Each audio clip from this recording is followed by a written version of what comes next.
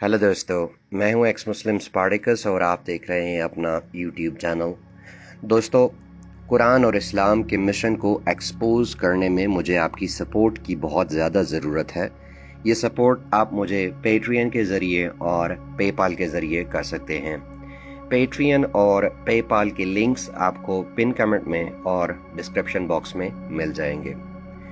शुरू करते हैं आज की वीडियो। और आज की वीडियो का टॉपिक है मुसलमानों की तरफ से किया जाने वाला एक झूठा दावा कि मोहम्मद जो थे वो तमाम जहानों के लिए रहमत बनकर आए थे और उन्होंने जंग के दौरान बूढ़ों को, बच्चों को और औरतों को कत्ल ना करने का हुक्म दिया था, बल्कि उन्हें बख्श देने का हुक्म दिया था। इस दावे में कितनी सच्चाई है, इस सच्चाई को आज हदीस और इस्लामी रवायात की रोशनी में देखते हैं। दुश्मन के बूढ़े अफराद जिनका जंग में कोई किरदार भी नहीं होता था, मोहम्मद ने उनके कत्ल का हुक्म दिया, क्योंकि ये बूढ़े लोग बतौर गुलाम फायदा नहीं दे सकते थे, ना ही वो बतौर गुलाम काम काज या खिदमत कर सकते थे, और ना ही उन्हें बेचकर मोहम्मद को पैसा मिलता। इसलिए मोहम्मद ने ऐसे तमाम बूढ़े लोगों के कत्ल का हुक्म दिया। सनन तिरमिज़ी किताबुल सीर में हज़रत समरा बिन जुंदब बयान करते हैं कि रसूलुल्लाह सल्लल्लाहु अलैहि वसल्लम ने इरशाद फरमाया, मुशरिकीन के उम्र रसीदा यानी बूढ़े लोगों को कत्ल कर दो, अलबत्ता इनके नाबालिग बच्चों को जिंदा रहने दो। इस रिवायत के अरबी लफ्ज़ शरख का मतलब वो बच्चे जिनके ज़ेरे नाफ बाल यानी प्यूबिक हेयर्स बाल ना उगे हों। ये रवायत कई तरीकों से नकल हुई है और सही है। इमाम तिरमिज़ी ने इस हदीस को हसन सही गरीब लिखा है और कहा है कि यही हदीस हज्जाज ने कतादा से भी रिवायत की है। मुसलमान प्रोपेगेंडा करते हैं कि पैगंबर ने औरतों के कत्ल से मना फरमाया है, मगर ये भी आधा सच है।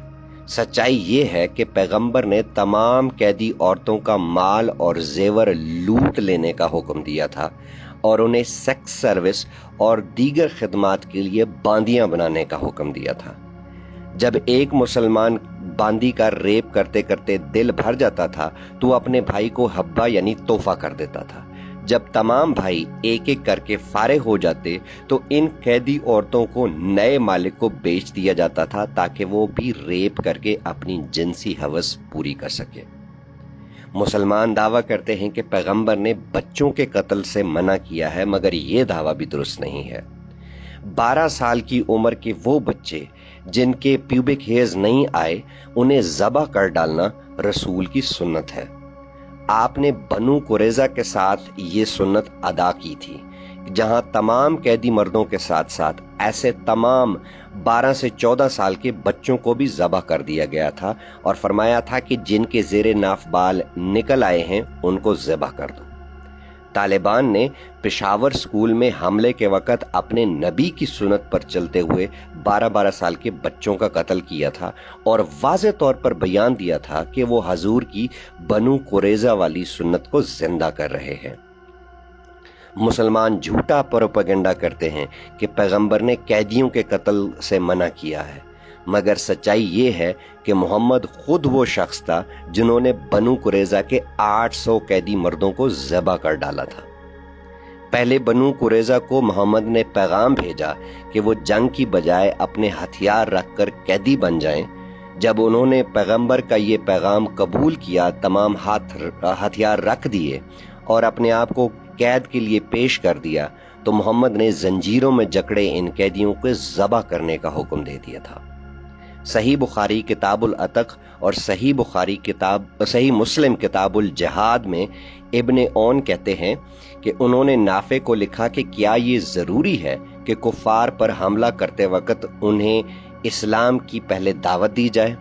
इस पर नाफे ने जवाब दिया कि ये चीज़ इस्लाम के शुरू में थी, मगर बाद में रसूल ने बनु मुस्तलिक पर बिल्कुल गफलत की हालत में हमला कर दिया था, यानी कोई दावत नहीं दी थी, और उस वक़्त हमला कर दिया था जब उनके माल मवेशी जानवर पानी पी रहे थे और उनके लड़ने वालों को कत्ल कर दिया गया था, औरतों और बच्चों को कैद कर लिया गया था।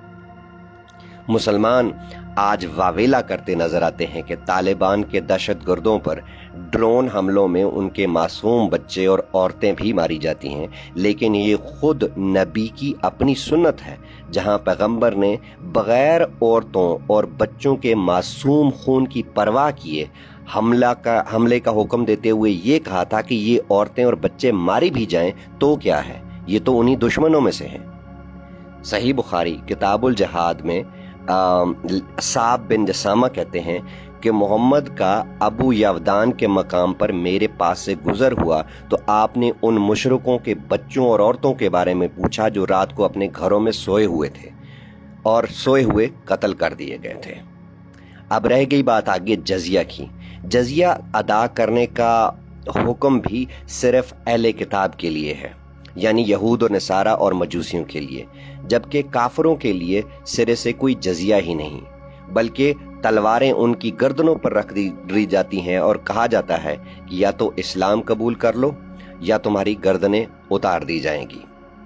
जजिया अदा करने का सिर्फ अहले किताब को था, जिसमें यहूदी, मजूसी और ईसाई शामिल थे। इन तीनों ग्रोहों को शरीयत ने अख्तियार दिया है कि या तो वो इस्लाम कबूल कर लें या फिर जलील होकर जजिया देना कबूल करें। सही मुस्लिम किताबुल सलाम में लिखा है कि रसूलुल्लाह फरमाते हैं, यहूद और नसारा को कभी सलाम की इब्तदा ना करो, और जब इनमें से कोई रास्ते में मिल जाए तो उसे जलील करने के लिए तंग रास्ते से गुजरने पर मजबूर कर दो। अहले जजिया की मजीद तहजीक, इंसल्ट और तहकीर इस तरीके से की गई है कि उन्हें मजबूर किया जाएगा कि वह अपने सर के अगले हिस्से को, बालों को मुंडवा कर रखें। अहले जजिया काठी डालकर घोड़े या गधे पर सवारी भी नहीं कर सकते। अहले जजिया मुसलमानों से किसी भी चीज में बराबरी नहीं करेंगे, और ना लिबास में, ना जूती में, और ना ही सर के बाल बनाने में। अहले जजिया पर यह भी पाबंदी लगा दी गई कि वो मुसलमानों से उनकी जुबान नहीं बोलेंगे और उनके जैसे नाम भी नहीं रखेंगे। अहले जजिया के लिए यह भी हुक्म था कि वो अपने शहरों में कोई नया चर्च तामीर नहीं कर सकते, और जो चर्च या उनकी इबादत गाहें पुराने होकर गिर रहे हैं उनकी मुरम्मत भी नहीं की जा सकती। काश कि मुसलमान अपने पैगंबर को मोहसिन इंसानियत, यानी इंसानियत पर एहसान करने वाला कहने से पहले एक मर्तबा, सिर्फ एक बार इंसान बनकर इंसानियत की नज़र से इन हकीकतों को देखें तो उन्हें पता चल जाएगा कि मोहम्मद से ज़्यादा हेटफुल, मोहम्मद से ज़्यादा जालिम, मोहम्मद से ज़्यादा गंदा इंसान इस कायनात में आज तक पैदा नहीं हुआ और ना ही कभी कोई पैदा होगा। दोस्तों, आज की वीडियो के लिए इतना ही। फिर मिलेंगे किसी और वीडियो में किसी और टॉपिक के साथ, और हमेशा की तरह मेरा आखिरी मैसेज, इस्लाम छोड़े, इंसान बने।